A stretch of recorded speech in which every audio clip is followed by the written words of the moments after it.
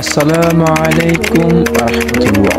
ধরুন আপনার সামনে কেউ গীবত করলো, আপনি যদি তাকে বাধা দেন তাহলে কি লাভ? রাসূলুল্লাহ সাল্লাল্লাহু আলাইহি ওয়াসাল্লাম বলেছেন, যে ব্যক্তি কাউকে গীবত করা থেকে বাধা দিবে ওই ব্যক্তিকে জাহান্নাম থেকে মুক্ত করা আল্লাহর জন্য হক এবং জরুরি হয়ে যায়। সুবহানাল্লাহ। রান্নাটা অন্তত শিখেন, নেকির কাজ মনে করে শিখেন। মনে রাখবেন, আপনার রান্না করা খাবার খেয়ে পুরুষ পরিশ্রম করার শক্তি পায়। রাসূলুল্লাহ সাল্লাল্লাহু আলাইহি সাল্লাম বলেন, যে ব্যক্তি এক রাত জ্বরের যন্ত্রণায় সবর করে এবং আল্লাহর উপর সন্তুষ্ট থাকে, সে তার গুনাহ থেকে এমন ভাবে পবিত্র হয়ে বের হয় যেন তার মা তাকে এখনই প্রসব করেছে। সুবহানাল্লাহ।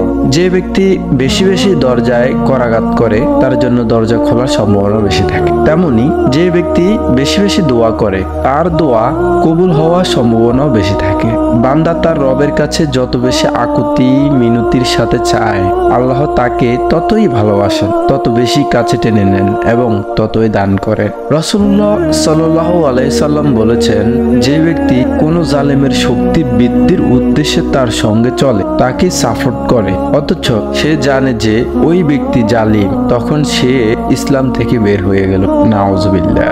যিনি আগোছালো শব্দগুলোকেও পড়তে পারেন, যিনি বোবার ভাষাও বুঝেন, যার কোন বলার সাথেই সব হয়, যার আদেশ ছাড়া একটি পাতাও নড়ে না, যাকে ডাকার দ্বারা তাকদীর পর্যন্ত পরিবর্তন হয়ে যায়, যার সামনে কিছু আরজি পেশ করার প্রয়োজন হয় না, দুহাত তুলে কাঁদতে থাকলে তিনি ঠিকই বুঝে নিতে পারেন এই কান্নার পেছনের কষ্টগুলো। তিনি হলেন আল্লাহ পাক রব্বুল আলামিন। ফিদাকা আবি ওয়া উম্মি, আমার মা বাবা আপনার জন্য কোরবান হোক ইয়া রাসূলুল্লাহ সাল্লাল্লাহু আলাইহি ওয়াসাল্লাম।